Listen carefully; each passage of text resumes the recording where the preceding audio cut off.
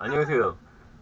2024년 단대컴프 서울에서 제가 한정원 대표에서 발표한 내용에 대해서 이제 설명한 영상을 좀 찍고 있는데, 지난번에는 에코서버를 다뤘고 이번에는 패킷 직렬할 때서 이야기를 하려고 합니다. 일단 패킷 직렬할 때서 이야기를 할 때 이제 해야 될 게 뭐냐면, 지금 또 이게 좀 이상하게 나오는데, 일단 이게 클라이언트가 있고 이게 서버가 있을 때, 클라이언트가 서버로 데이터를 보낼 때는 보통 바이너리 데이터를 보냅니다. 바이너리. 즉 이진 데이터죠. 바이너리.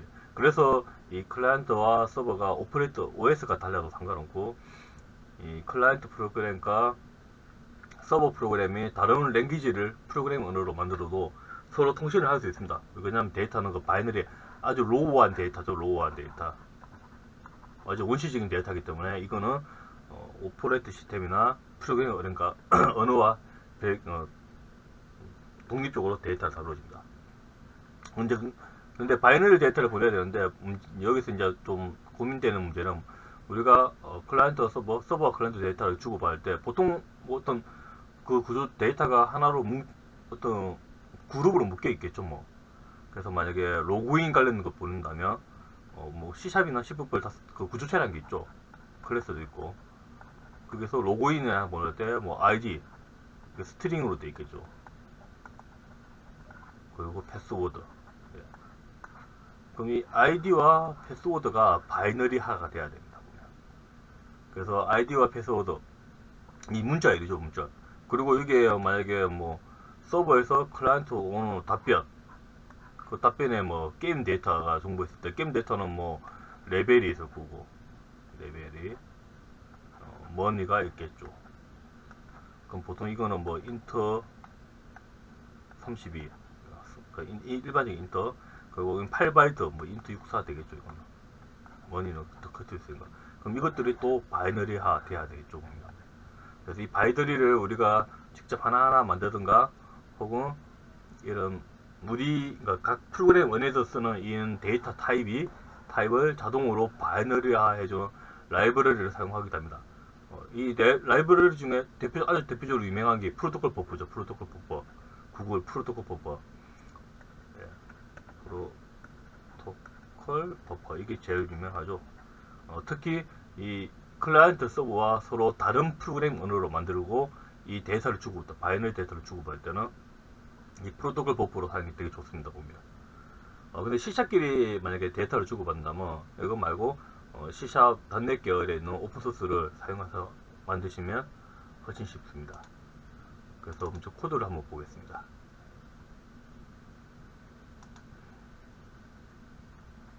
잠시만요. 예.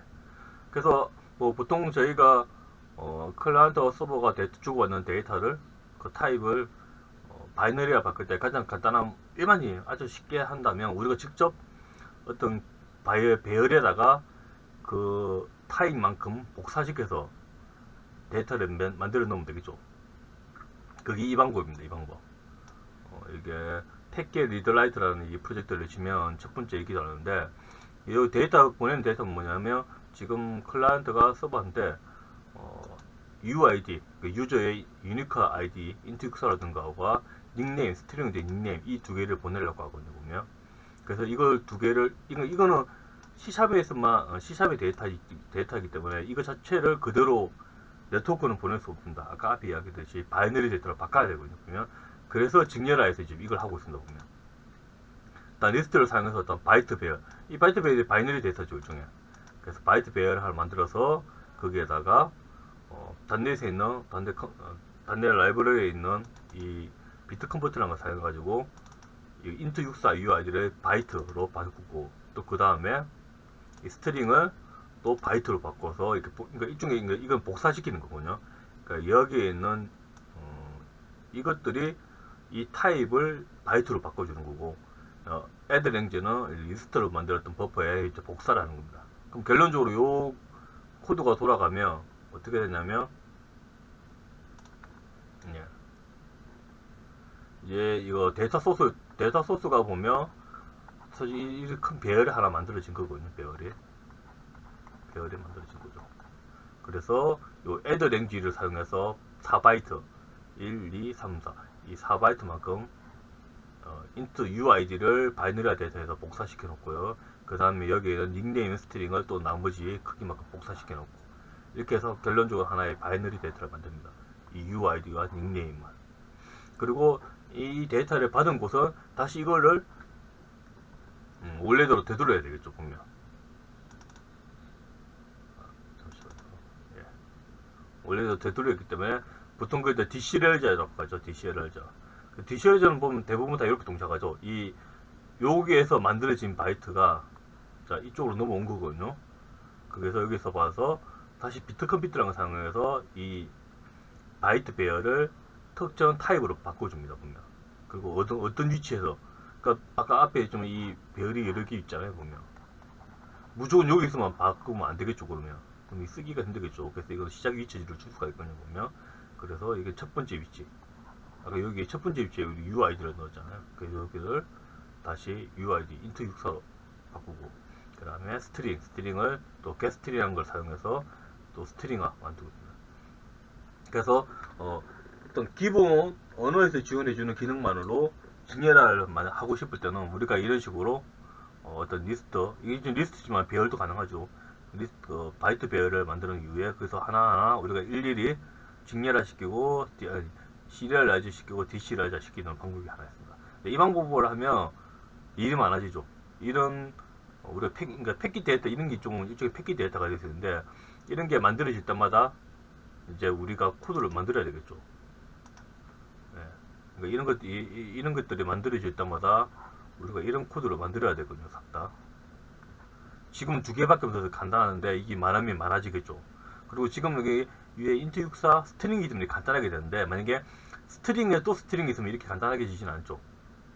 간단해지지 않는 이유는 이 스트링의 길이가 이게 변동이거든요.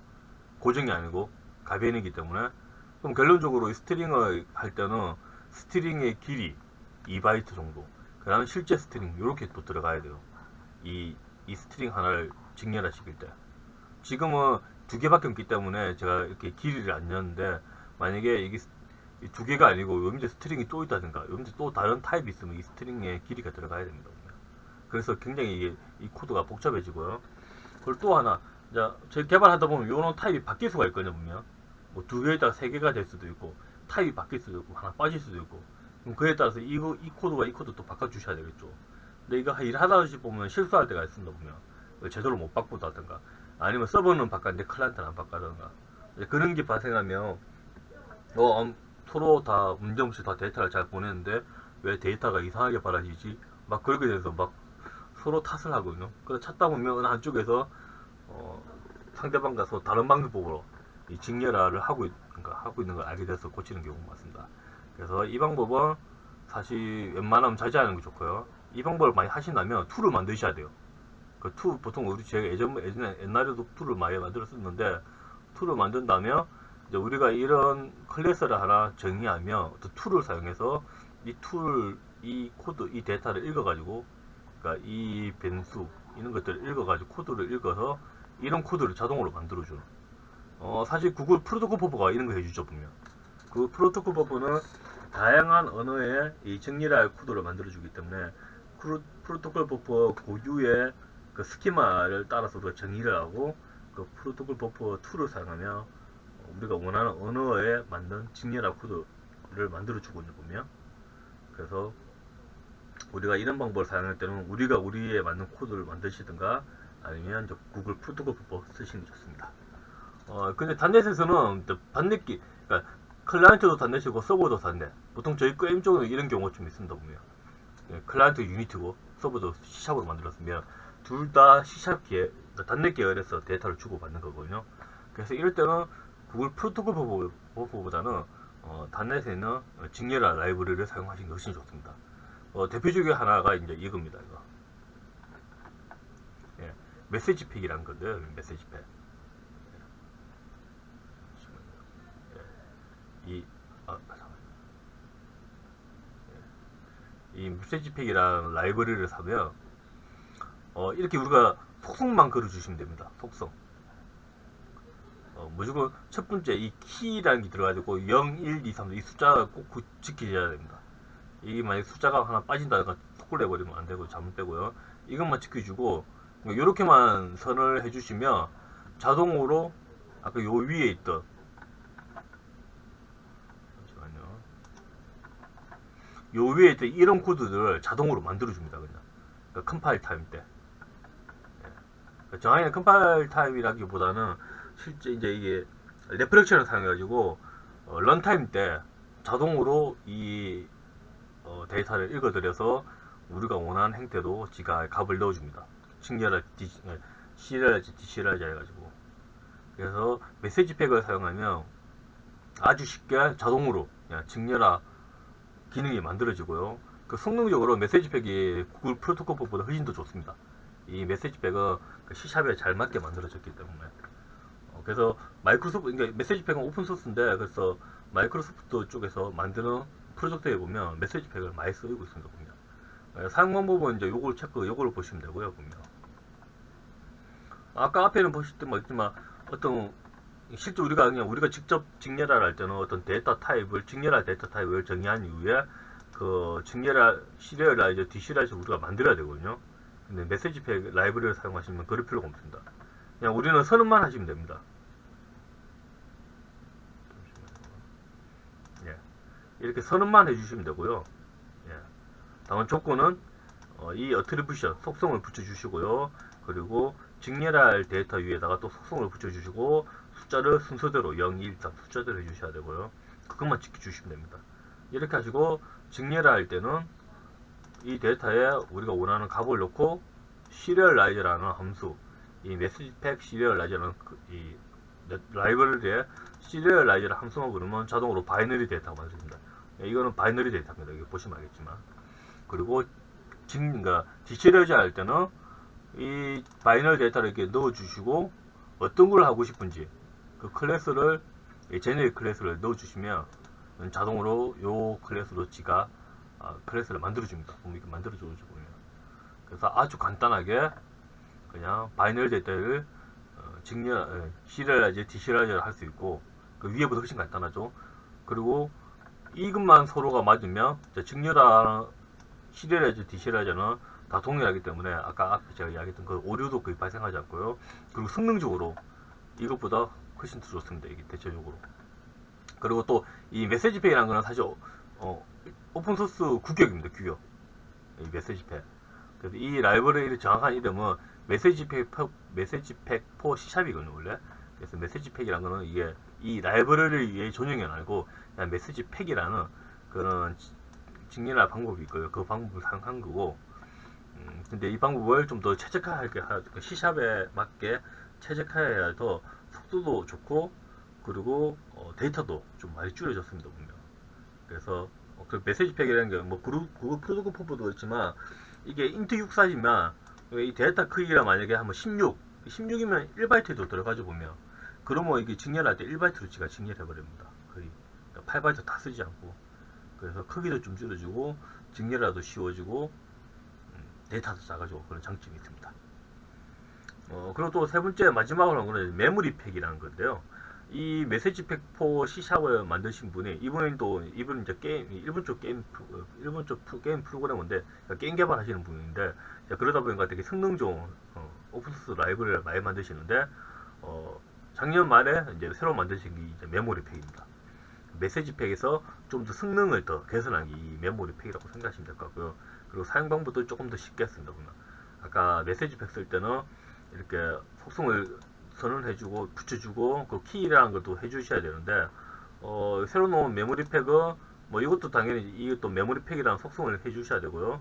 근데 이제 이 메모리 팩은 이거와 좀 다르게 아까 제가 이야기했지만 이 메시지 팩은 기본적으로는 그러니까 이 클라이언트에서 사용할 때는 좀 다르게 사용할 수 있지만 런타임 때 리프렉션을 사용해서 직렬을 그러니까 시리얼라이저, 디시리얼라이저를 했거든요. 보면 그리고 이 리프렉션을 지원해주는 유니티에서는 이 메시지 팩 툴이라는 그 직렬화 툴이라는 걸 사용해서 우리가 직접 프로토콜 법전을 해야 되는데 그런 방식으로 해야 되는데 메모리 팩은 이 메시지 팩과 다르게 우리가 컴파일 할 때 코드를 만들어냅니다, 분명. 이거는 C샵에서 이제 단넷에서 제공해준다. 단넷에서 보면 소스 제너레이터라는 기능이 있습니다, 보면. 예.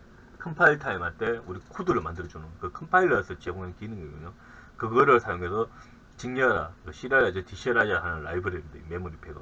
그래서 우리가 이렇게 그러니까 이 메모리 팩이라는 속성을 직렬화를 하고 싶은 클래스에 속성을 붙여주시고, 그리고 이건 좀 특이하게 클래스에 파티션이라는 걸 붙여주셔야 되고, 키워드 이거 사용하셔야 되고요. 그리고 직렬화할 데이터를 이렇게 선언만 해주시면 됩니다. 아까 앞에 메시지 팩처럼 이 키 뭐 0, 키 1, 2는 속성 안 붙여주셔야 됩니다. 그리고 이 사실 얘나 결론적으로 이런 비슷한 코드를 만드는 거군요, 원래. 어차피 어떤 식으로 데이터를 바이너리화 시키고 바이너리화를 C샵의 데이터로 변환해야 되기 때문에 근데 메시지 팩은 디폴트로 그냥 C샵에서 뜨는 런타임 때 그걸 하고, 메모리 팩은 소스 제너레이터라는 단넷의 기능과 컴파일러 기능과 사용해서 컴파일 타임 때 코드를 다 만들어 버립니다, 자동으로. 그래서 당연히 이 메모리 팩이 메시지 팩보다 훨씬 성능이 좋고요. 그리고 레프렉션을 지원해주는 유니티 같은 곳에서도 따로 이 직렬할 데이터를 정의한 후 그걸 다시 직렬화 코드로 만들어주는 그런 툴 같은 걸 실행 안 하셔도 됩니다. 그냥 자동으로 다 만들어집니다. 단 유니티에서는 이 메모리 팩을 쓰시려면 2021 버전 이상만 가능하시고요. 2021보다 낮은 버전에서는 사용할 수는 없습니다. 요즘 뭐 아마 신작들은 대부분 2021 다 쓰고 계시니까 오래된 프로그램이 아니면 아마 쓰시는 데는 문제 없으실 겁니다. 그래서 세 번째가 이제 메모리 팩 사용 방법인데, 메시지 팩 사용 방법이 동일합니다, 보면. 예, 거의 동일합니다, 보면. 다시 이 이름은 좀 바뀐 거죠. 이름은 동일하고, 그러니까 동일한 분이 만들어서 그렇고, 그래서 동일하게 실행했는데 성능은 이 메모리 팩 훨씬 더 좋고요.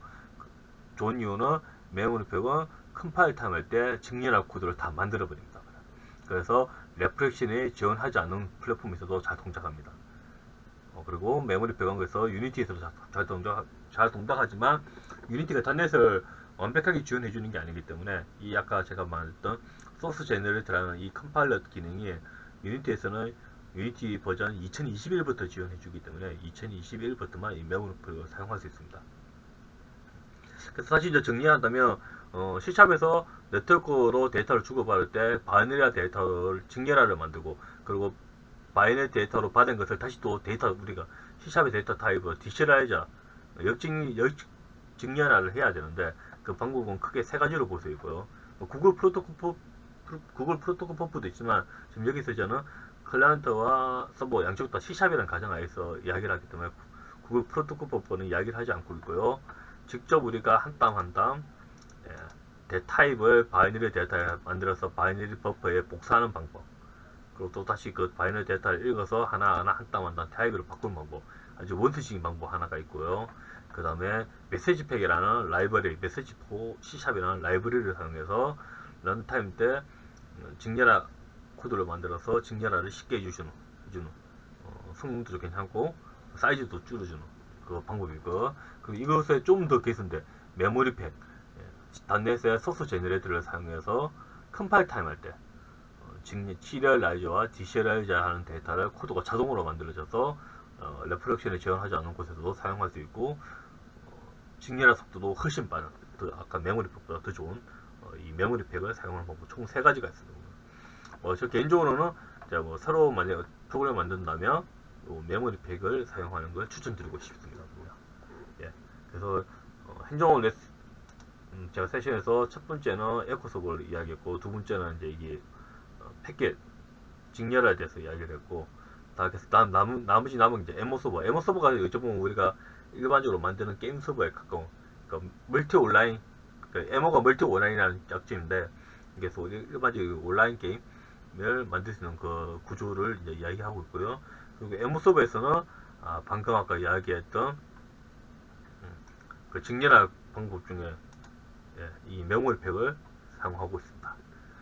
그래서 어떤 단넷의 어떤 데이터, 클래스 이 데이터를 바이너리화 시키고 바이너리를 단넷으로 데이터화 시키는 이 방법을 찾으실 때 이 메모리 팩 사용을 강력하게 추천해 드리고 싶습니다. 예, 이것으로 이번 영상은 마무리하도록 하겠습니다.